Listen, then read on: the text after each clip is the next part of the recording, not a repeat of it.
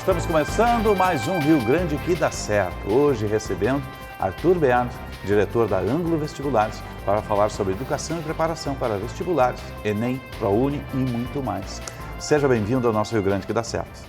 Muito obrigado, Osiris, obrigado pelo convite, pela oportunidade de falar sobre educação, um tema tão importante, e contar um pouquinho da trajetória do Ângulo e por tudo que vem pela frente aqui. O Ângulo é uma referência nacional, deve ter 50, 60 anos ou mais, né? 70 anos. 70 anos em nível nacional. E aqui no estado, há 2 décadas, é por aí, né? Isso mesmo. Meus sócios abriram o Ângulo aqui em 2001, então já são 21 anos atuando na etapa do pré-vestibular e agora com novos projetos pela frente. Quando iniciou já tinha o Enem? Aqui? Não, o Enem foi criado em 98, mas ele só foi tomar o novo formato atual em 2008. Sim, porque eu me lembro, eu fiz cursinho pré-vestibular, no tempo que era universitário e unificado, né? A gente tinha que fazer ou o extensivo ou o intensivo, mas no meu tempo não tinha nem Enem, nem ProUni, essas seleções. Você focava no vestibular da URGS, no vestibular da PUC ou da Unicinos, cada um tinha um perfil, e aí tinha os professores clássicos, né? O Edson de Oliveira, o Kaplan e tantos outros, né? Cada um com a sua formatação, seu jeito de dar aula, né? E chegava ao cabo no final do ano, a meta era entrar no listão do vestibular. E de lá para cá isso mudou um pouco, mas vocês ainda pegaram o finalzinho dessa fase, né? Exatamente. O mercado dos cursinhos mudou muito dos anos 80, 90 para a realidade atual. Inclusive o Ângulo teve um papel importante nisso pelo seguinte motivo. O histórico dos cursinhos sempre foi ter salas de aula com muitos alunos. Isso. 100 era o mínimo, tinha salas com 200 alunos. A minha tinha 100 e era tipo auditório. Exatamente, e tinha salas maiores com 200 alunos. O Ângulo, quando abriu em 2001, abriu salas com 50 alunos e foi uma surpresa para o público. Metade. Mas por quê? Porque o foco era nas aulas. Tinha entretenimento? Tinha, sempre é legal, mas o foco principal era no conteúdo, na aprovação. É que um auditório, uma sala auditório com mais de 100, o professor tem que ser um globetrotter, cada um tem que ter um perfil diferente de passar chamadas estratégias para cada vestibular. Claro, né? para poder chamar a atenção de todos. E aí a gente apostou numa outra pegada, uma pegada de um grande comprometimento de estudos e estamos colhendo desde 2001 excelentes índices de aprovação. Tu era professor e acabou te tornando sócio, não é? Exatamente. Mais ou menos isso? Então, eu sou professor de matemática de formação, me formei na URGS, depois fiz mestrado na URGS também. Entrei no Ângulo em 2012 como professor, bem jovem, eu tinha 22 anos na época. Sim. E no final de 2018 me tornei um dos sócios do curso, onde hoje sou um dos diretores. Né? Não é um dos mais procurados matemática, né? Não, Porque tem que ter uma aptidão muito especial, geralmente a gurizada foge, né? Sim. E tu tinha um jeito especial de dar aula também ou não? Então, eu costumava ter algum tipo assim, de humor somente momentâneo, porque para mim sempre foi bem a questão da seriedade mesmo, mas eu acho que a tecnologia sempre foi algo que me tocou muito. Tanto que o meu TCC e a dissertação foram para a área do uso da tecnologia no ensino de matemática. Foi algo que já naquela época me pegava bastante e hoje em dia também. É que ensinar matemática tem que ter uma técnica toda especial, né? Com certeza. Porque a gurizada é um pouco refratária, né? O conhecimento da matemática. Tem que tentar mostrar que é algo que é agradável, que pode ser agradável, né? E aplicável também, não é? Com certeza. E ainda existe aquela estrutura de ter o perfil para um tipo de vestibular, um perfil para o ProUni, como é que funciona isso? Cada universidade muda um pouco a sua seleção? Então, isso mudou bastante com a mudança do Enem. O Enem, quando mudou de 2008 para 2009, ele passou a valer como um ingresso no chamado SISU e também no ProUni. O ProUni ele tem uma característica para quem é oriundo da escola pública, necessariamente, né, para poder entrar numa universidade privada com bolsa. Já o Enem ele abre vaga para todas as universidades públicas do país, independentemente se a pessoa estudou numa escola particular ou pública, né? Mas então, assim, mudou muito, porque, por exemplo, hoje na URGS, a URGS tem 70% das vagas via vestibular próprio, mas 30% das vagas são via SISU, que utiliza a nota do Enem. E as privadas, às vezes, chamam, né? Eu sei pelo meu filho, que acabou, quando terminou o colégio dele, acabou sendo chamado por 2, 3 universidades, né? Exatamente. Por conta da nota do Enem. Isso, a nota do Enem ela valeu como critério para as universidades privadas também. Isso já é um pouco mais recente e que não concorre com a pública. A pública continua utilizando o SISU, que é um processo único de seleção, é daí que vem a sigla, enquanto as privadas podem criar critérios próprios para utilizar essa nota do Enem. Agora, vocês chegaram aqui já com a experiência toda, né, do Ângulo em nível país, né, uma experiência de 70 anos, e tinha um modelo muito especial de educar. Que modelo é esse? Que formatação é essa de resultados? Essa pergunta é muito boa porque a gente tem um mantra no nosso curso que é aula dada, aula estudada, que é baseado no quê? Num material de educação muito forte, um material muito consolidado, que aposta em grandes professores que dominam aquele conteúdo, mas que colocam um papel também no protagonismo do aluno. Se o aluno não fizer a sua parte, o método não funciona. Então, ele é um método que tem esses 3 pilares: um grande material didático, um grande professor em sala de aula e o aluno fazendo a sua parte também nos estudos. No meu tempo tinha aquelas apostilas e a pasta, ainda existe isso? Hoje Ainda existe, foi um pouco modernizado e até porque migrou também para o tecnológico, Isso, né? quer dizer. Hoje tem grandes plataformas, a gente tem a Plural, que é do Sistema Anglo de Ensino, que é uma plataforma que milhares de alunos no país inteiro utilizam para fazer simulado online, para poder fazer a correção da sua tarefa no próprio aplicativo, ou seja, o aluno pode verificar pelo aplicativo se acertou, se errou a questão e qual seria a resolução correta. Então, a tecnologia ela veio para agregar, né? Isso é fundamental, que ele saia da sala de aula e possa ter o retorno online também, Isso. né, para poder fazer as suas verificações. E vocês conseguem medir esse índice de assertividade do aluno? Exatamente, o uso da tecnologia ele permite que os dados gerados a partir disso sirvam para a coordenação poder observar como é que estão as turmas, como é que está o desempenho perante outras escolas no país. Isso é bem interessante, porque as métricas acabam sendo para o país inteiro. Então, a gente consegue observar esses dados e, a partir daí, tomar as decisões corretas. O que mudou nos cursinhos nas últimas 2 décadas? Mudou um pouco essa questão do tamanho das turmas. É muito raro um dia ter um cursinho com turmas tão grandes como era nos anos 90, início dos anos 2000.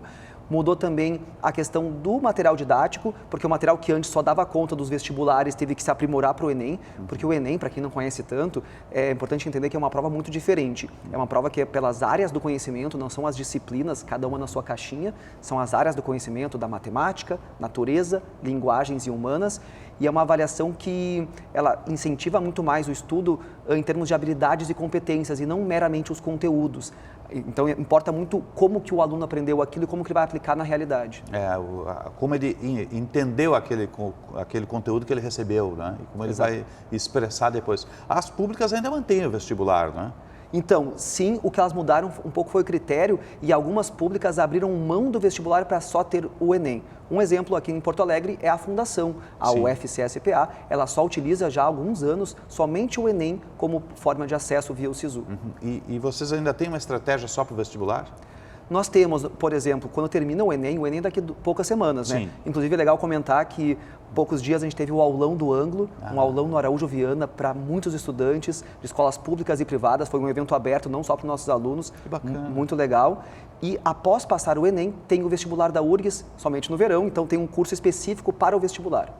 Você é professor e proprietário também, diretor, mas você vem da matemática. Como é que o Anglo escolhe os seus professores?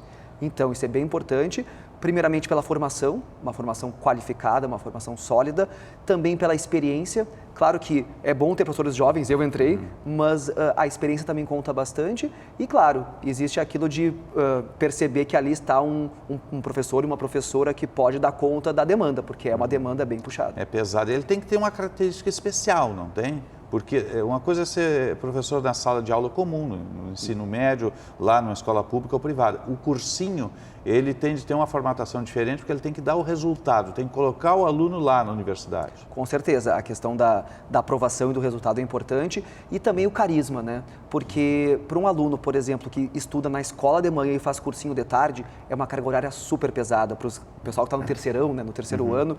Então, é bem importante que a aula não seja maçante. A aula de tarde, ela tem que ser bem interessante para o aluno. E para quem está de manhã, que já terminou o ensino médio, né, que é muito comum o aluno levar 1 ou 2 anos para passar no vestibular ou no Enem, o professor também tem que cativar, tem que mostrar que aquilo que foi tão difícil no ensino médio, porque a pessoa que não passou, ela pode estar precisando de estudar um pouquinho mais, então é importante que essa nova aula seja diferente, que seja cativante, né? Tem que ter uma aula diferente, isso é fundamental, né? Eu fiz de noite, muita gente chegava com sono, daí o professor tinha que ter um outro perfil, como tinha o Kaplan, como tinha o Edson de Oliveira e tantos mais, né? Eles tinham características e formas diferentes de levantar a turma toda, fazer com que eles pegassem aquelas regras ali para passar na PUC, na URGS, na Unicinos, nas faculdades, né? Isso ainda se mantém, tem que ter essa característica, né? Tem que ter esse encantamento para os estudantes, ele existe e posso dizer que no Anglo ele existe com muita força. O Enem vai mudar, pouca gente fala disso, né? Os cursos já vêm se adaptando para isso, é o chamado novo Enem. O novo Enem, então, ele está agendado, vamos dizer assim, nacionalmente para 2024. Ainda faltam algumas informações, ainda faltam algumas decisões a nível de MEC, choque, mas sim o Enem deve mudar, vai mudar e ele deve partir para uma pegada muito mais de ter uma primeira fase geral para todo mundo e depois uma segunda fase já por área de interesse. Ele vai ser dividido, então? Exatamente, em 2 fases, coisa que hoje em dia existe, por exemplo, em alguns vestibulares como o da FUVEST. A FUVEST tem 2 fases, mas ainda é uma prova objetiva e dissertativa na segunda parte. O que é interessante do novo Enem é quando a pessoa quer uma área de tecnologia ou exatas, a segunda fase vai dar conta disso. Se a pessoa quer ir para uma área médica, uma área da saúde, a segunda fase vai dar conta disso. Então, ele é um Enem mais personalizado. E ele está linkado hoje, porque se fala muito pouco desse novo Enem, né? E ele vai ser logo ali adiante. 2024. 2024, tem que ser colocado em prática, né? Isso requer uma adaptação de professores, de estrutura, né? Isso das escolas, dos cursinhos e um entendimento de que é uma prova que será diferente. E também acho que se fala muito pouco porque foram tantas demandas na educação nos últimos anos que eu acho que as escolas e também cursinhos, elas acabam se adaptando conforme a necessidade, conforme a urgência. Por exemplo, teve a implementação da nova base comum curricular, que foi a partir de 2018 e no ensino médio esse ano. Esse ano as escolas passaram por um processo muito difícil, muito complexo de reestruturação por causa do novo ensino médio. Então, essa já é uma demanda. Que ainda está acontecendo, na realidade. Que ainda está acontecendo, exatamente. Não fechou nenhum ano ainda. Ele é permanente, né? E por isso que o novo Enem talvez não se fale tanto, um pouco porque ainda faltam algumas definições, mas especialmente porque as escolas, as instituições de ensino passaram por tantos problemas. A pandemia foi um desafio tremendo, né? Então, acho que é por isso também que não se fala tanto. A gente está conversando com o Arthur Bernd, diretor do Ângulo Vestibulares. A gente vai fazer um breve intervalo, retornamos em instantes. Você fica conosco.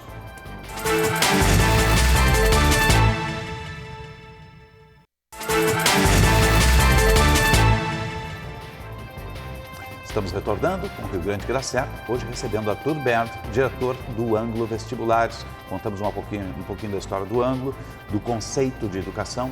Vamos falar um pouquinho do projeto futuro do Ângulo, já que ele também está ingressando no ensino médio, vai linkar essas questões envolvendo o curso com o ensino médio. Como é que é esse projeto, Arthur? Bom, esse projeto é um grande movimento que a gente está fazendo enquanto organização, que é a construção de uma escola de ensino médio. Uma escola que leve em consideração todo o nosso histórico, de um histórico de incentivo à educação, de resultado, e vai trazer isso para o ensino médio, justamente nesse momento tão importante do ensino médio, que é a aplicação da nova base comum curricular e dessa reforma que leva em consideração uma personalização do ensino, ou seja, que os estudantes tenham mais protagonismo, um caráter mais empreendedor. Então, a gente vai conseguir trazer tanto o nosso histórico, que são coisas das quais a gente não abre mão, de aprovação, de qualidade de ensino, mas com algo que o século XXI precisa, que é uma educação mais moderna, mais inovadora. Então, o nosso novo projeto leva essas duas coisas em consideração. É uma escola apontando para o futuro, não é? Onde é que ela vai ser construída? Já está em construção, na realidade, né? E onde é que vai ser construída? Quantas turmas? Como é que vai funcionar isso? Muito bem, é uma escola que está em construção, ela vai ser na Carlos Gomes, bem junto à Anitta, ou seja, numa região bem interessante da cidade, uma região bem servida em termos de transporte, de vias e bom, é uma escola que vai trazer uma capacidade para 200 alunos, ou seja, a gente não tem a expectativa, e nem seria o objetivo ser uma escola para 1.000 alunos, como existem outras em Porto Alegre. Na verdade, a gente procura algo mais personalizado, apenas de ensino médio, de 1º a 3º ano, mas com muito foco justamente na formação desse sujeito do século XXI. Esse sujeito que tem que ser um pensador sistêmico, que tem que ser uma pessoa capaz de resolver problemas, uma pessoa que valorize a sustentabilidade, que vai ser um dos grandes pilares da escola. Iniciativa, né? Seja empreendedora, tu usou esse termo, eu achei interessante isso, né? Não seja tão recebedora só de conteúdo, mas também proponha iniciativas, né? Isso e também porque essas pessoas que estão se formando no século XXI, elas podem empreender desde o ensino médio, na verdade, né? A gente não precisa necessariamente ir para a universidade para fazer isso ou ir para o mercado de trabalho. Isso, na verdade, pode partir da formação básica, né? E a gente quer inserir isso no nosso ensino médio, que, como eu disse, também terá a sustentabilidade como um valor muito importante, tanto a nível de gestão. A nossa escola ela vai ter um sistema de gestão ambiental que utilize melhor os recursos, tanto energéticos, com energia... Sustentabilidade? Exatamente. Com energia solar, nós teremos sistema de gestão do uso da água, com cisterna para aproveitamento da água da chuva. Então, vai ter toda essa pegada, tanto em termos de gestão, mas quanto em termos de formação. O nosso ensino, em termos de sustentabilidade, vai valorizar um aluno, uma aluna, que valorize também isso na sua aprendizagem. Qual o perfil do aluno que vai estar ingressando ali, a forma de ingresso nesse colégio? Bom, o aluno que ingressa nessa escola, ele pode tanto ser oriundo diretamente do ensino fundamental, ou seja, é alguém que concluiu o 9º ano do ensino fundamental em alguma outra escola e que deseja no ensino médio partir para uma outra etapa, numa outra instituição. Mas também alunos que façam, por exemplo, o 1º ou 2º ano em alguma escola e por algum motivo não gostem e vão para o Colégio Ângulo fazer mais o complemento do seu ensino médio. Mas é uma estrutura bem mais exigente, vamos dizer assim. Né? Mais exigente, mas também que valorize cada estudante, porque o que boa parte das grandes escolas não consegue fazer é dar a personalização no ensino, coisa que uma escola menor, com menos alunos, pode fazer. E justamente é aí que a gente tenta se inserir, numa escola capaz de oferecer para cada estudante aquilo que ele deseja. Métrica de avaliação, como é que é feito isso? Bom, nós temos parâmetros do sistema Ângulo de ensino e é importante isso porque a robustez de um sistema nacional nos fornece tecnologia, base de dados para fazer esse tipo de métrica de avaliação e os resultados que a gente já colhe há tempos com o cursinho. Aí o cursinho também entra para nos ajudar. Ele entra como um grande laboratório. Exatamente. Para justamente aplicar lá para as crianças serem avaliadas nesse processo todo. E também como culminância, como a culminância. No momento que o aluno foi nosso aluno durante o ensino médio, ele vai também receber uma preparação que o nosso aluno do cursinho hoje já recebe. Isso é importante, né? Não necessariamente ele precisa passar pelo cursinho para chegar até o Enem, ele vai sair pronto dali. Vai sair pronto. Vai sair pronto, isso é muito interessante, né? Agora, esse aluno que está ali dentro, ele tem uma experiência diferenciada, vocês têm uma estrutura que será colocada para ele, que é uma estrutura de ponta, tecnológica, com vários, vamos dizer assim, para mantê-lo dentro do colégio, né? Então, uma coisa muito interessante é que nós não teremos salas de aula por turma. Não vai ter a sala da turma 1A, da turma 1B. As turmas vão rodar ao longo da escola nos diferentes espaços de aprendizagem, que é um dos grandes conceitos que a gente está implementando na nossa escola. E não somente isso, a nossa escola pretende não, é todo um projeto para isso, e também utilizar a cidade como um ambiente de aprendizagem. Tem muitos lugares em Porto Alegre e mesmo na região metropolitana que servem para aprendizagem. Aula aberta? Aula aberta. Aula aberta. Esse sistema de rotação que é diferenciado, né?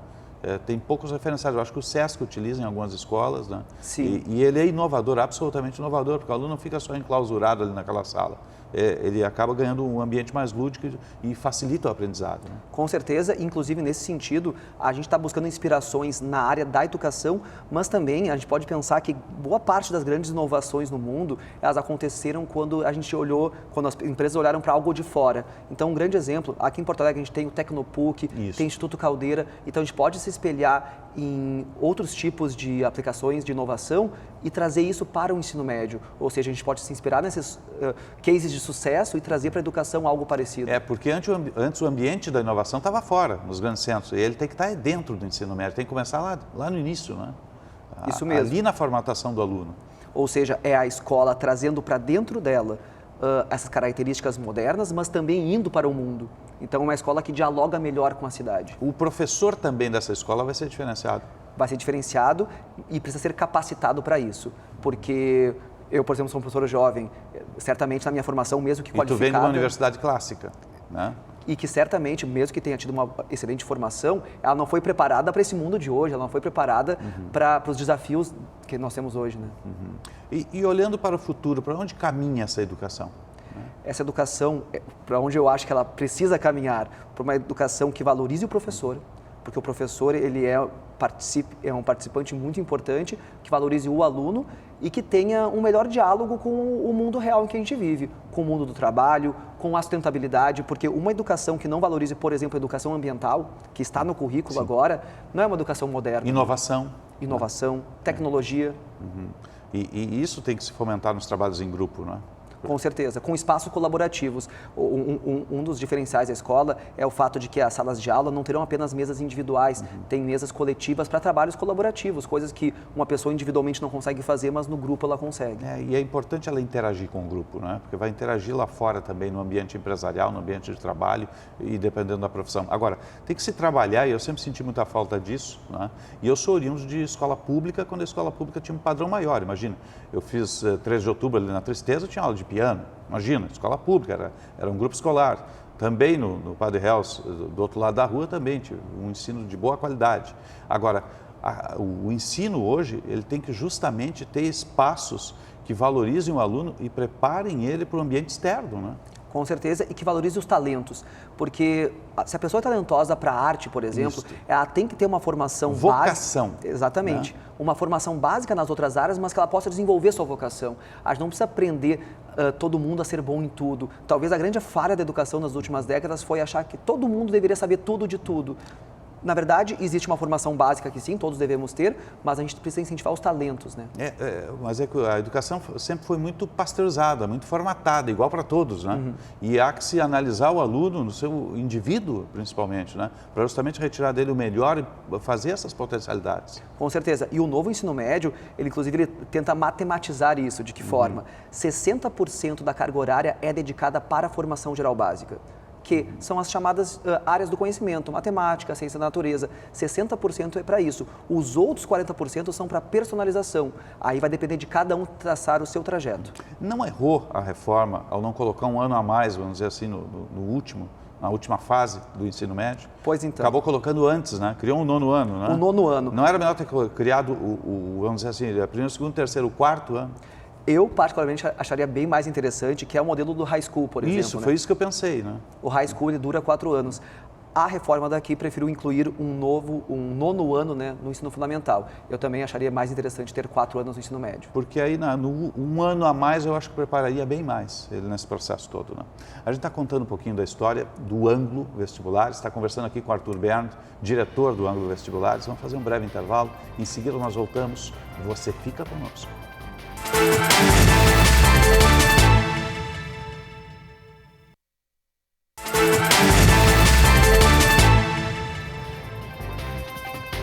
Estamos retornando com o Rio Grande do Sul, hoje recebendo Arthur Berndt, diretor do Anglo Vestibulares, contando um pouco da história, falando da formatação, o modelo de ensino do Anglo e a criação do novo escola, a nova escola de ensino médio que o Anglo está preparando aqui em Porto Alegre. A obra termina quando? Quando que vai ser entregue essa escola para a comunidade aqui de Porto Alegre? Em 2023. 2023. Está num processo final de construção, de reforma e também toda a parte pedagógica sendo construída. Em 2023 estará pronta a obra. Eu achei muito interessante essa questão de não ficar enclausurados em salas de aula, ter a aula rotativa ou a turma rotativa, né? Porque sempre tem características especiais das pessoas, né? Das pessoas e da proposta pedagógica. Isso. Por exemplo, se eu quero fazer um trabalho de grupos, um trabalho colaborativo, eu preciso de um espaço adequado para isso. Já pensou arrastar todas as classes? Que caos que seria? Que é o que a gente fazia, né? Arrastava as classes para fazer o trabalho em grupo, né? Sim. Por outro lado, se eu quero uma aula que envolva laboratório, nós teremos um laboratório maker, onde os alunos poderão construir coisas. Ou seja, se a gente precisa também de aulas inovadoras, o espaço tem que ser inovador. Isso é robótica?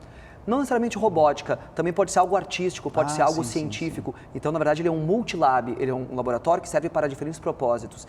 E justamente isso, se a aula tem que ser inovadora, o espaço também tem que ser. A gente não pode tentar inovar num espaço que não dê conta disso. Como é que é a sala de aula de hoje ou a do futuro? Não tem mais o quadro aquele que escrevia com giz, né? Até pode ter, mas assim, ele se torna, não é obsoleto, ele ainda é importante. Não, é que antes o professor chegava ali, descarregava todo o conteúdo no quadro e o aluno tinha que copiar. Isso é o ensino da década de 70, 80. Isso. Não faz muito tempo assim. Não faz muito tempo. Não, e até, por exemplo, no cursinho isso ainda faz sentido porque tu tem que sistematizar muitas coisas em pouco tempo. Sim, porque tem regras. Porque tem regras. Agora, numa escola que pretende formar pessoas para esse novo tempo, certamente o quadro não dá conta. Ele pode ser um fundamento, mas não o fundamento, né? E a métrica de avaliação também, né? Porque no meu tempo eu me lembro que eu peguei uma fase que o colégio tinha nota 5 e de seguida subiu para 7. 7 era para passar por média, né? E aquilo era uma dificuldade para a grande maioria da turma, né?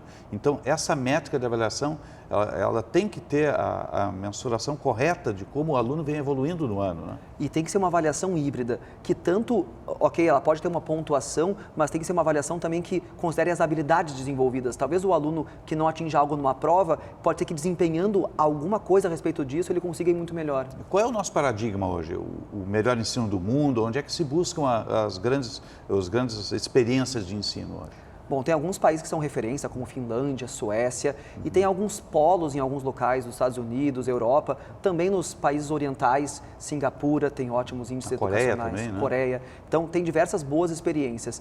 E uma coisa que a gente falou mais cedo é tentar combinar essas boas experiências com coisas locais, né? Certamente temos também bons exemplos a nível local para poder espelhar. Com certeza, tanto no público quanto no privado aí, né? Agora, o que é fundamental, Arthur, para o Rio Grande dar certo? Bom, difícil vir aqui e não falar de educação, né? Isto. Então, certamente a educação é fundamental, mas não essa educação que vem sendo aplicada e com muito desafio por parte dos professores, mas na verdade uma educação que prepare para esse novo século, que prepare para esse novo tempo. Tu acha possível esse modelo do ensino privado que vocês estão trabalhando ser também aplicado à rede pública? Acho possível, com bastante investimento, desde a formação dos professores, desde a estrutura necessária para isso e com a devida valorização, né? Com certeza. Arthur Berndt, o ângulo é parte do nosso Rio Grande que dá certo. Obrigado pela presença conosco e até um próximo contato. Muito obrigado, foi um prazer estar aqui. O Rio Grande que dá certo vai ficando por aqui. Obrigado pelo carinho da sua audiência e até um próximo encontro.